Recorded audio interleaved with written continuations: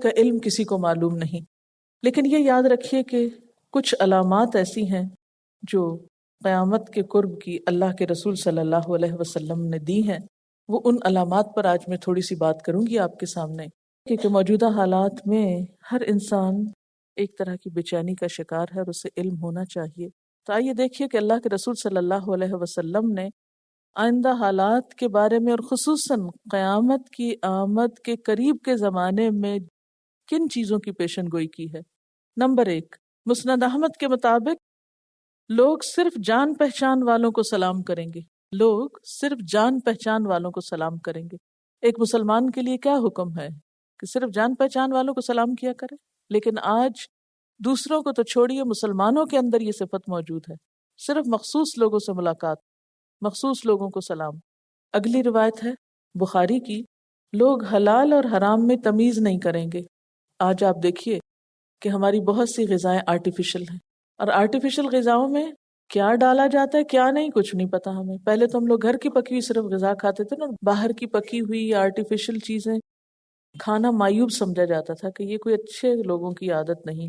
اور اب مکمل طور پہ پیمانہ تبدیل ہو چکا ہے. اب گھر پہ پکا کے کھانے والوں کی کوئی شان نہیں، کوئی عزت نہیں. یہ بھی کوئی بات ہے کہ آپ گھر کا پکا ہوا کھانا کھائیں؟ اب ہر شخص شان بنانے کو کیا کرتا ہے؟ باہر کا کھانا. اور پھر صرف باہر کا کھانا نہیں بلکہ اس کے ساتھ باہر کے ملک سے آیا ہوا وہ ضروری ہے، امپورٹڈ فوڈ ضروری ہے کھانا. اس امپورٹڈ فوڈ میں کیا شامل ہے کیا نہیں کچھ پتہ نہیں. کیوں؟ اس لیے کہ اب دھوکہ تو یوں دیا گیا نا کہ بہت سی چیزوں کے انگریڈینٹس کے نام ہی نہیں لکھے گئے، ان کی بجائے کوڈنگ کر دی گئی، نمبرز دے دیے گئے اور ان نمبروں کو کھلایا جا رہا. اب نمبر کیا چیز ہوتی ہے جو کھا رہے ہیں آپ؟ ہے تو وہ فوڈ ہی کسی کا نام. انہیں کیا ضرورت پیش آئی ہے کہ اس فوڈ کے بجائے وہ نمبر لکھ رہے ہیں آپ کے لیے؟ کبھی سوچا آپ نے اس پر؟ ہے نا کچھ دال میں کالا، ورنہ اصل چیز کا نام لکھ دیا جاتا. اگر اس پر کوئی کیمیکل ریئیکشنز کر کے کچھ سے کچھ اسے بنایا گیا، آرٹیفیشل فلیورز ہیں یا کلرز ہیں یا کچھ اور ہیں، تو بھی آپ کو اندھیرے میں کیوں رکھا ہوا ہے؟ کوئی بھی نہیں پوچھتا. اس لیے کہ زبان کی لذت کے سامان ہے. ہمیں کیا حرام کھائیں حلال کھائیں، جائز ہو ناجائز ہو، ہمیں تو کھانے سے دلچسپی ہے. چاہے اس سے کھا کے ہماری صحت بنے یا بگڑے، ہمیں اس سے کوئی غرض نہیں، ہمیں تو کھانے سے دلچسپی. خواہش نفس کے غلام ہے، اس لیے کوئی اصول نہیں ہے زندگی کا، صرف کھانے سے غرض ہے جو بھی مل جائے. تیسری علامت آپ نے کیا بتائی؟ لوگ دولت دنیا کے عوض اپنا دین اور ایمان بیچ ڈالیں گے. ترمذی کی روایت ہے. نمبر 4، قتل بہت ہوں گے، حتیٰ کہ قاتل کو علم نہ ہوگا کہ اس نے کیوں قتل کیا، مقتول کو علم نہ ہوگا کہ اسے کیوں قتل کیا گیا. نہ مارنے والے کو پتہ ہے کیوں مار رہا ہے، اور نہ مرنے والے کو پتہ ہے کہ کس جرم میں مارا جا رہا ہے. نمبر 5، عورتیں ایسا لباس پہنے گی کہ لباس کے باوجود اریاں نظر آئیں گی. مسلم کی روایت. اتنا مختصر ہو جائے گا لباس یا اتنا سی تھرو ہو جائے گا. کل تک جس لباس کو پہننا بے حیائی کی علامت سمجھا جاتا تھا، آج اس کو پہن کے سب فخر محسوس کرتے ہیں. یعنی سی تھرو کپڑے پہننا فخر کی علامت بن کے رہ گیا ہے، اور اس کو کوئی برا نہیں سمجھتا، نہ پہننے والے نہ دیکھنے والے. نمبر 6، وقت اس تیزی سے گزرے گا کہ سال مہینے کے برابر مہینہ، ہفتے کے برابر ہفتہ، دن کے برابر اور دن گھنٹے کے برابر محسوس ہوگا. ابن حبان کی روایت ہے. نمبر 7، ایسے لوگ حکمران بنیں گے جو انسانی شکل میں شیطان ہوں گے. مسلم کی روایت ہے. طبرانی کی روایت ہے، ایسے لوگ حاکم بنیں گے جو مشرکوں سے بھی بدتر ہوں گے. طبرانی کی روایت ہے، کچھ ایسے حکمران ہوں گے جن کے دل مردار کی بدبو سے زیادہ غلیظ ہوں گے، یعنی جو اندر سے اتنے برے ہوں گے.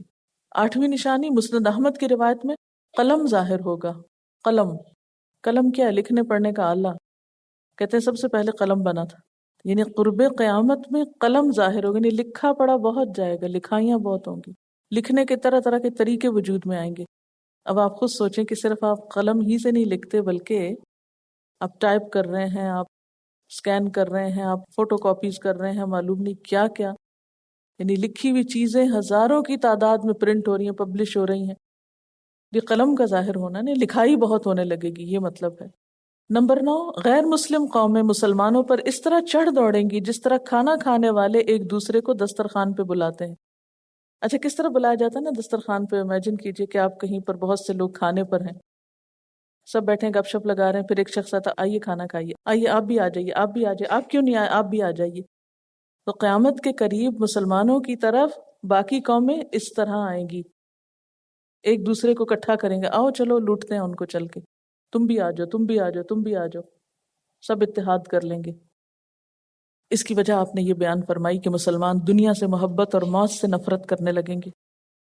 نمبر 10، مسلمان یہود و نصارہ کے نقش قدم پر اس طرح چلیں گے کہ اگر وہ ایک بالش چلیں گے تو مسلمان بھی ایک بالش چلیں گے، اگر ایک ہاتھ چلیں گے تو مسلمان بھی ایک ہاتھ چلیں گے، اگر وہ 2 ہاتھ چلیں گے تو مسلمان بھی 2 ہاتھ چلیں گے، حتیٰ کہ ان میں سے اگر کوئی اپنی ماں سے زنا کرے گا تو مسلمان بھی اپنی ماں سے زنا کریں گے۔